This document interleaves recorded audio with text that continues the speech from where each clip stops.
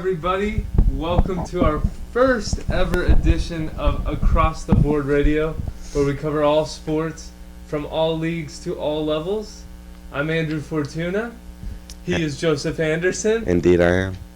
I don't let him have any talkway. That's just a preview of what's going to happen. Looking forward to it already. It's coming on fast. We're in the month of October, going to November, where, I mean, A lot of stuff going on.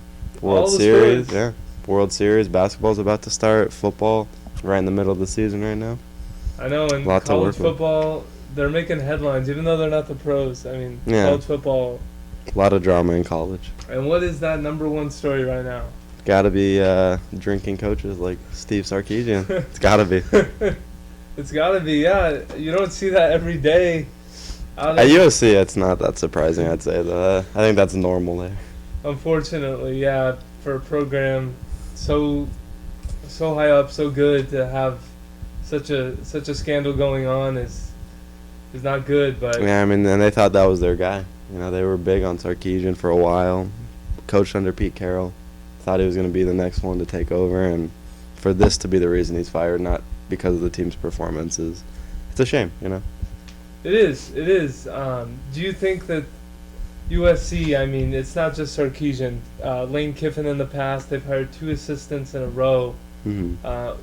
Do you think USC has to go a different direction? Where do you I think they missed on their best opportunity when they had Ed Orgeron as their interim coach, and they didn't bring him on full time. And you know, if you remember when he was their interim coach, they ended up doing pretty well. They ended up winning their bowl game. Played hard. Yeah, they won their last couple of games. They had a different mentality, and you know, the guys that they've been bringing in haven't had that same mentality. And there's only so many great coaches in college, and it's going to be tough for them to find that next new one. It's going to take them back to where they were.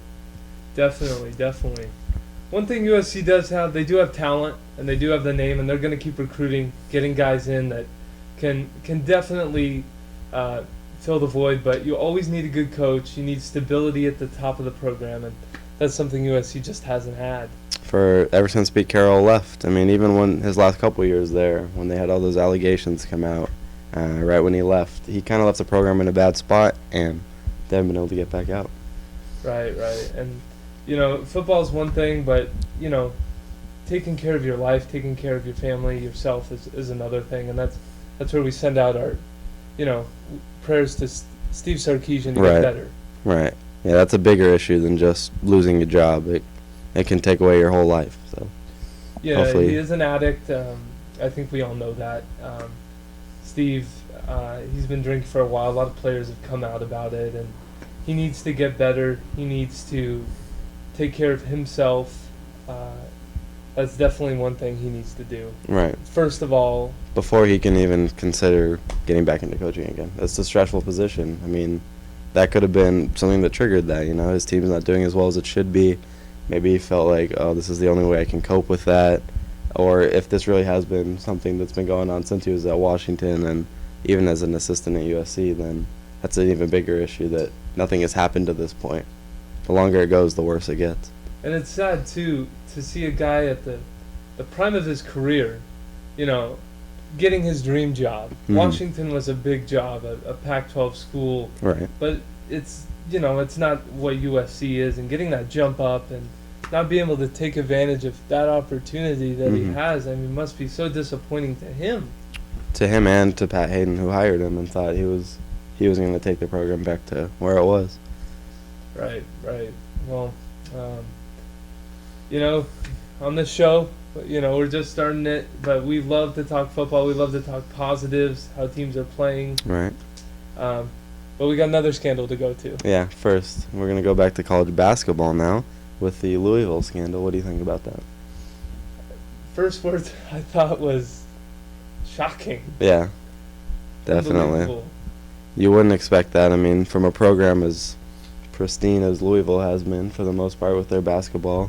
I mean, that was a team that there's players from national championship teams that are accused of doing this, that were there during these times that these players were being recruited. So just the idea that was happening, and it's kind of hard to believe that the coach would have no idea about it. I mean, you're the guy running that program. You're in charge of that. you've got to know what's going on. You've got to know what these recruits are doing on their visit. Especially a guy like Pitino. Right. So known for taking care of his players, taking care of his program, such a figurehead. Mm-hmm. That's right. Such a great coach, one of the greatest coaches of all time. Right. And this happening under his doors, under a building named after his brother-in-law. Right. This is scary. I mean, it's scary, and at the same time, not only do you wonder what's going to happen, are they going to lose their national championship? Is that going to be taken away? But is Rick Pitino going to lose his job now? Is Louisville basketball going to get sanctioned? You know, what kind of sanctions are going to... If it's just recruiting, that can be dealt with. But if it's something more severe, then who knows what happens to that program. But that's definitely got a tarnished reputation right now. What do you think the appropriate... I mean, facts still have to come out. We still have to know what everything happens. But what do you think the NCAA is going to come out with as an initial punishment for Louisville from this? I'm pretty sure Rick Pitino is going to get fired. I think that's inevitable almost. Something like this, again, a guy who's been there so long, he's in charge of that program. He runs it. It's nobody else's responsibility to know what the recruits are up to except his. He needs to know where they're going, what they're doing. If they go out and do this on their own, then that's their fault. You know, it's the player's fault for doing this. But if you have someone on your staff that you're paying to get these guys into your school and that's what they're doing, then that's his fault for not knowing about it, and also his fault for hiring someone who thinks that's okay. And we don't have the exact name of Joe. Do you know the name of that? I do not remember that of the recruiter. But I believe he was a former player of Pitino. He as was, well. yes. Yeah, and that's which makes it even more shocking. That he was kind of, grown up from the top, and I'm sure Pitino trusted him. Right. And this was going on, and this is not a good. Those kids coming in as recruits. I know we have names that were released through ESPN Report: Montrezl Harrell, Russ Smith. Right. Some other names as well. Really good players. Some of Louisville's all-time greats. Mm-hmm. Coming in and receiving women, sex. Yeah. It's really unfortunate. Really. And you really would not expect that at all. No, and at all. You're shaping their future and their route of what they look at in the wrong direction. And I mean, what kind of message does that send to the players too? If they think, if this is what I get on my recruiting visit, this is what I'm going to expect my whole time here, and now you're recruiting kids for the wrong reasons. You're not even getting them. They're not even worried about playing basketball anymore. They're like, I can get women whenever I want here, so I'm just going to go here. Yeah, they're making their decision on, things that sports is supposed to take you away from. Right. So, we want to get away from the bad news. The bad news, it takes the headlines because it has to be dealt with, but let's move on from that. Let's talk Joe's favorite, the state of baseball. Baseball, the greatest sport on the planet. It's been around for a long time, my friend. It has, and it's also a long game, and some of those people that aren't so patient are starting to think it's not the best sport, but I think without a doubt, you can't run out the clock in baseball. That's the best part of it. You see these great comebacks because there's not a minute and second clock. You play those 9 innings no matter what. Yeah, you got it. It's 27 outs no matter the way you slice it. Exactly. So where we stand is the Mets and the Royals. Right, which I don't think anybody would have guessed. The Royals are a little less surprising. They were there last year. Really, they were one player away from winning it all. If Bumgarner hadn't gone superhuman on them, they would have won the World Series last year. They probably would have won a lot sooner than Game 7. Oh, yeah, with guys like Jake Peavy that they're going up against, that wouldn't have been a problem. Right. But this year, it's going to be interesting. The young arms that the Mets have with the young arms that the Royals have, along with the young hitting that the Royals have. And then, again, Daniel Murphy, is he still going to keep this tear up, or... Daniel Murphy has just been like Superman. Pretty good player, 15 to 20 home runs a year kind of player, batting 250 average guy. But, in the playoffs, he's just gone off on another level. The fact that he's set a baseball record for as long as baseball has existed, nobody has hit home runs 6 games in a row in the playoffs except Daniel Murphy. That's a great stat. I did not know that. Nobody would have guessed that. Nobody would have thought that's the guy that would do it. So, he's not the only reason the Mets are there, but he's kept that lineup going when Cespedes has been banged up a little bit, hasn't been hitting that well, and the rest of that lineup isn't known for putting up runs. Right. He's just been in the perfect spot, it seems like, so far against the Dodgers and the Cubs. Yeah, two really good teams. I mean, they were both, in my opinion, I think the Mets were the last team people thought would win the NL. Even the two teams in the wild card game were probably favored over the Mets. But yeah, when the playoffs started, I went online and I looked at the odds, and I saw, you always intriguing. I'm always intrigued when I'm online and looking at odds. Should I place a bet? That feel I could win a lot of money. Right. The Mets were. We'll get the number in a second. Their odds that they were at the start, I believe something like 20-1 to win it. And they're probably lower than any other team, and I would guess. And it's hard to imagine why they would be lower when they have such great young pitching. Right. But I mean, when you look at the teams they've beaten Kershaw in the playoffs, they've beaten Greinke, beat Jake Arrieta, who was unbeatable, unhittable up until the playoffs. Probably the top John three Lester, candidates. And it's DeGrom that's been beating him, Syndergaard, Matz, all these guys. Harvey's pitched well, so you can't game plan for that if they shut down your hitting. Yeah. That's. Yeah, baseball's about being hot at the right time, and they're definitely hot at the right time. Then on the other end of the spectrum, there's the Kansas City Royals. Again, not many changes from last year's team. Brought in Johnny Cueto, who's been a little iffy so far, and replaced Billy Butler with Kendry Morales, which not many people thought was going to be a good move. Turned out to be a great move. They have Alex Rios also, which was kind of an underrated move. So what do you think about these guys? I think, you have to look back and where the Royals came from. They came from way down. They were the cellar of the league, and, they've developed a lot of the players that were mediocre players into really, really good players. Mm-hmm. I think that formula is, if you have a lot of B-plus players, you can be really good. Right. Lorenzo Cain is, an A player, Mm-hmm. but Moustakas, Hosmer. I'd put Hosmer up there. I mean, he can really hit, and he can play the put field. Hosmer up there. And like you said, it's a case of what the Dodgers should learn is that if you put 9 above-average players together, it's better than 5 great players and 4 not-so-great players. But if you have everybody that's kind of on the same level, all working towards that same goal, with that same talent level, then that's when it gets dangerous. And that's what the Royals have, which makes them so scary. 1 through 9 in their lineup, anybody can beat you on any day. Yeah, and once they get a lead, that bullpen, I think we can easily say that's the best bullpen. And well, their 8th and 9th inning guys are as good as anybody. That's for sure. They're shutdown guys, and they don't even have their regular closer. He's out, and they're still doing this. Yeah. Greg Holland out. Right. Wade Davis has had to fill in, and a guy that was in that James Shield trade a few years ago that was a starter converted to reliever, and he's just been dominant since then. Right. I mean, ERA in the ones over the last 3 years. And same with Kelvin Herrera, kind of came out of nowhere last year, and having those guys that can throw 100 miles an hour, it seems really rare, but the Royals have 4 or 5 of those guys. They just seem to find all. Even Ryan Matson, a guy who got paid 2 years to play for the Angels, threw 0 pitches, and now he's contributing on this Royals team. It's just a surprise, but it's amazing what pitching coaches can do. Right. Pitching coaches and just, getting back healthy. Sometimes it takes some players longer, and it worked out for them.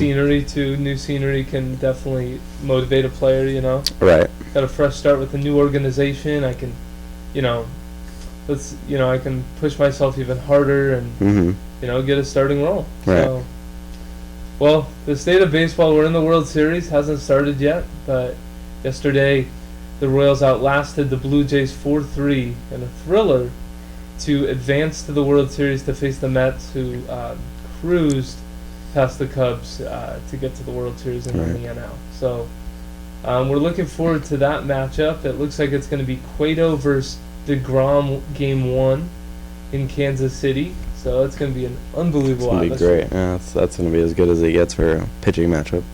I just can't stop thinking Casey must be so hungry after losing. Oh, I know. I mean, they've had to wait a whole season, and the toughest part was probably getting back to this point. But now that they've gotten here, they've got their team where they want it, relatively healthy outside of the Holland injury. So there's a lot of hope in that city. Yeah, they have a great fan base. And the one thing that can't be undertaken a little bit is the fact that the Mets are going to have they had 5 days off before the World Series starts, which is dangerous for some teams. You kind of, a team that hot, sitting for 5 days in a row before the biggest series of their lives, sometimes you kind of lose that edge a little bit. Especially when a team like the Mets, they're relying on being hot. Right. Not trying to downgrade their talent at all in any way, but being hot is so important in baseball overall, and they're a team that is relying on it hugely, especially guys like Daniel Murphy and their young pitching. Right. So, as our name says behind us, we are across the board. We are any sport, anytime. So, we're going to head to the NBA now and look at the Eastern Conference preview. So let's head to the Eastern Conference, where everyone in the league is picking the Cleveland Cavaliers to run away with the Eastern Conference. Can I tell you the Vegas line is 1-3 odds? That makes sense. Do you bet you lose? Yeah, honestly, I mean, you have to take a real shot in the dark and really hope that somebody else gets injured on the Cavs, or else they're winning that without a problem, in my opinion. Unless they get a major injury to Kyrie or to LeBron, they can survive. Do you think a team that always kind of looked at me, I look at their roster, and they just got a lot of talent. They brought in Gerald Green, Amari Stoudemire, re-signed Dragic, Goran Dragic, a point guard. What do you think about the Miami Heat? I think they might be the biggest challenge for the Cavs to overcome, honestly. They're a deep team. They still have Wade, who's going to lead those guys. He's been there. He's won that before. He's not going to be intimidated. Pat Riley's not going to be intimidated. He'll make any moves he needs to get them kind of on that same level. Talent-wise, they're not, but getting Chris Bosh back is huge for them. He's a superstar. He is. He's a tough matchup. In a head-to-head against the Cavs, that'd be really scary to have him and Love going after each other. It's a tough matchup both ways, but in terms of the East, I'd say the Hawks have fallen off. They lost Amari Carroll. I look what Milwaukee did. Yeah. Greg Monroe is a good player, putting that starting five together. MCW, Jabari. They'll be in the bottom half of the East still. They still got maybe a year or two away from really competing, but they've built themselves up nicely, and hopefully the contract situation doesn't get out of control and they can keep all those guys. Yeah, Chris Middleton really came out of the shed last year, getting a big contract. But in the NBA these days, you have to pay for, to keep players, to retain guys. You have to pay for mediocrity, honestly. I think that's the greatest way to say it. Yeah. What was your favorite player on Detroit? Reggie Jackson. Reggie Jackson getting, $80 million? Over 4 years. Getting paid the same as John Wall. That's definitely fair. Yeah, there's a drop-off there. Yeah. Production. I understand the guy wanting to start, but wanting to start on a team that has Russell Westbrook was not going to happen, and then kind of eking his way out of Oklahoma City, where he had a good role. Maybe not the best salary, but he was the backup on a championship contender. Instead, he wants to be the guy on a team that's definitely a couple years away from even getting close to being a competitor. Doesn't really make sense. It was all about the money, and now his play definitely suffered at the end of last year. I agree. He's on a team that's a bottom seller now. He gets to start and he gets his minutes, but it's hard to tell yourself, when you're not relevant, when you're not playing in big games, that you made the right decision. Right. He gets to go home to a nice house every night. Right. So I guess he's happy. Right. So the Cavs looking to be the 1 seed again in the East. Kyrie Irving still recovering from injury. Right. It'll be tough for the first couple months, but that's when you want. If there's a perfect time to have an injury, that's it. Early in the year, they get those backups. Dellavedova will get some more minutes. Those guys are going to get to play a little extra. Cleveland loves Delly. Yeah, and then by the time Kyrie's back, not only are your backups more prepared to step up if anything happens, but you're going to have a rested Kyrie Irving, which is going to be scary for the rest of the league. Yeah, and Love recovering. I think Blatt, second year as a coach, he's going to kind of ease it through. Right. I've never seen an NBA team so tired in my life. Last year versus Golden State, they were playing 7 guys. Right. And now, it was the fact that they won 2 games in that series was almost a miracle, just with what was going on with them, the injuries they were dealing with, and the depth issues they had. So, as you get to know our show more, you'll get to know that we are passionate sports fans. We have our own teams we love. I'm a diehard Cleveland fan, Browns, Indians, Cavaliers, even Ohio State 2 hours down the road. But I have to give props, major props, to the Golden State Warriors on winning that 2015 championship. I haven't seen a team so balanced, so deep, so consistent, and so resilient. Whenever the Cavs would make a move, they would always come back, and they're looking to do it again in the West. Right, and they are definitely up there, but I think there's so much competition that you could pick any of 4 teams, and you have as good a chance as any of being right, really. And those teams, I mean, the Spurs, the Warriors, Clippers, and Thunder are my top 4, and any of those 4 I could see winning pretty easily. I'm more of a Timberwolves guy, but that's just me. Yeah, personally, I mean, Andrew Wiggins. No, they're going to be better. They're going to be better. Maybe like 22 wins or something, but better is a slow process. You know, I suffered through the Thunder, winning 18 games, 22 games, and then all of a sudden 60 the next year. So you just have to build things up. Do you think the Warriors are going to lose out anything from David Lee leaving? I don't think that's a huge concern for him. I mean, they got through most of last season without him, and again, the depth they have on that team. Losing a guy like that, he was great for the city, great for the team. I'm sure maybe in the locker room, his veteran presence is going to be missed. But in terms of on the court, I don't think he'll be the biggest loss. I think it's just, will they still have that same spark this year? You know, everything kind of seemed to go right for them. That doesn't happen every year.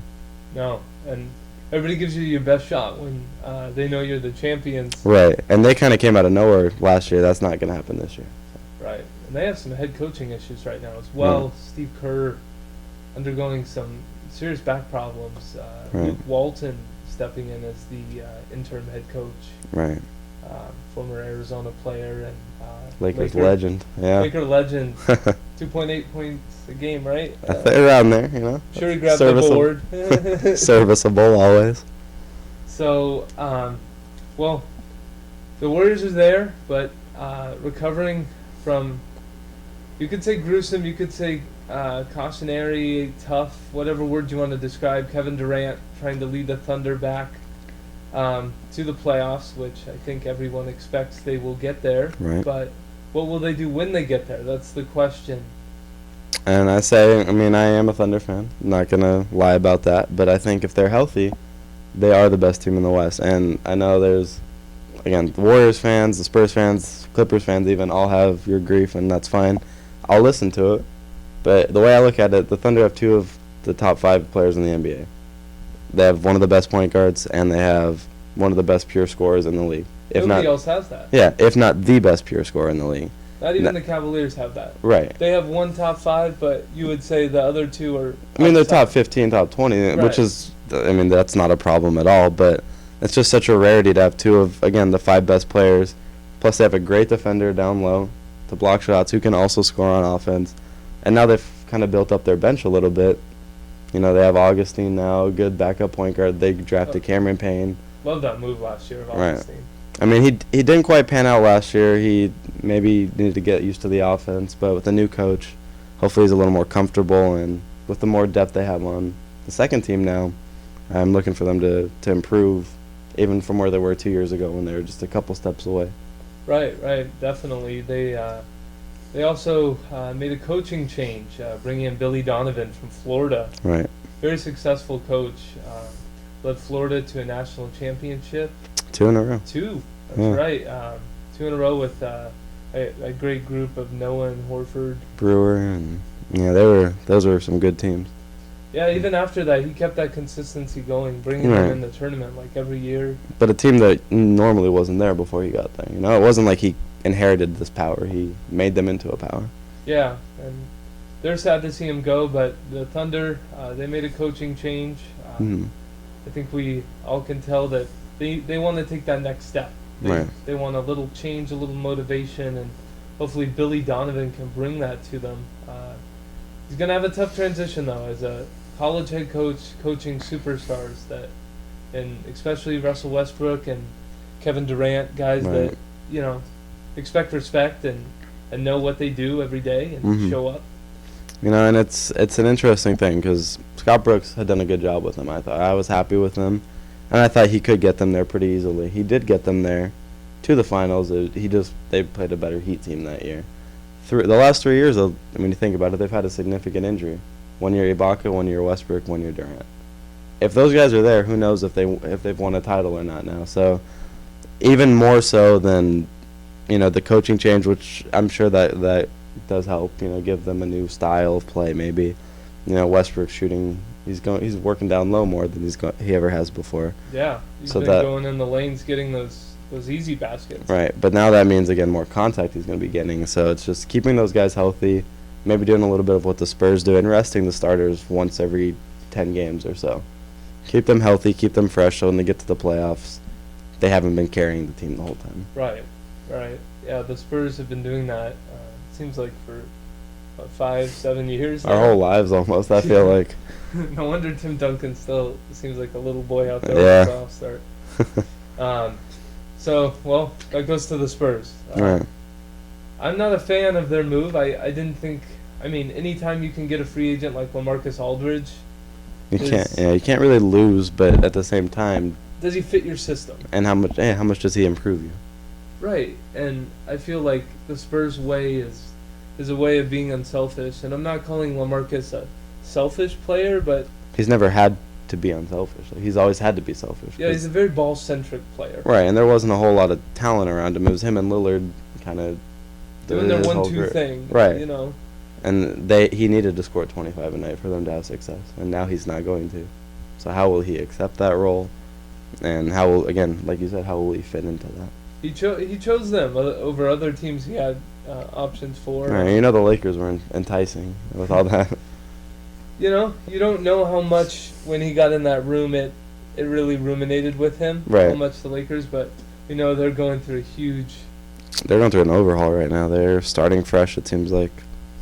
Yeah, they have a lot of young players, and you're not going to win now. Right. They need to understand that. And I don't think their fans do understand that right now, but they will very quickly. LA's a very intriguing place. A lot of nightlife, Right. beaches, the weather outside of Staples Center. But at the end of the day, the way you stay relevant in the NBA is you win. And you Right. play in big games and get your name out there. And LaMarcus Aldridge, I don't think saw that really as...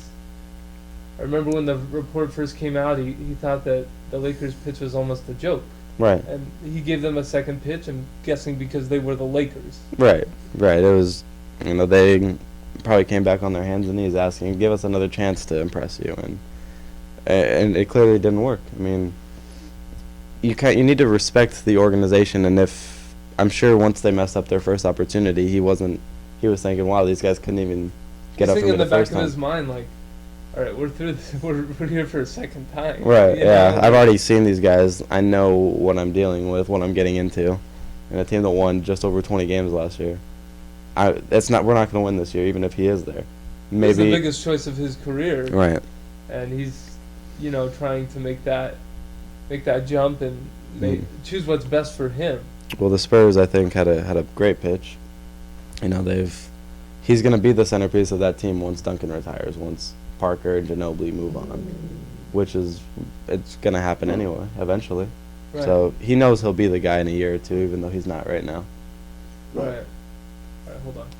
You shut up. All right, should we wrap it? Babe, you gotta wrap. My Okay. mom's calling. Why are you doing that right now? Mami, ya vienes. Okay, ciao. All right, let's wrap it up.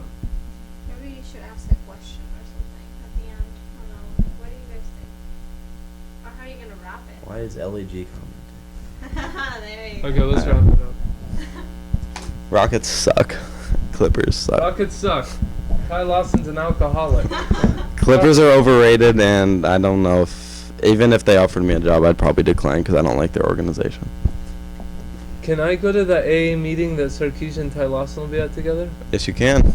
There'll be a front row seat. I wonder what state it'll be in. Probably like Louisiana or something. Yeah, a neutral site. Laramie, Wyoming. They'll all be smoking cigs out there. Cheney. So, well, Oh, man. thank you for tuning into Across the Board. We covered college football, college basketball. Actually, I want to do Baylor. I need to do Baylor real quick. I need to do Baylor. Baylor sucks. Yeah. Hold on. TCU is going. All right. So the Baylor If I Bears. say 3, you're out. The Baylor Bears have been Okay. dominating on the offensive end for minutes. Only put up 45 on Iowa State. They suck.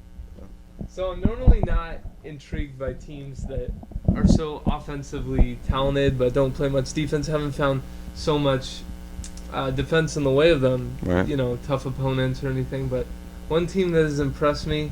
Calm down with your Texas fervor. Is the Baylor Bears. They have been absolutely unbelievable. I think they're overrated. I really do. Look at who they've played. If I was playing quarterback for Baylor, we would have beaten Rice by 40. And I have a torn labrum, and we still would have beaten them by 40. 63.3 points per game. They're playing Lamar. They're playing Rice.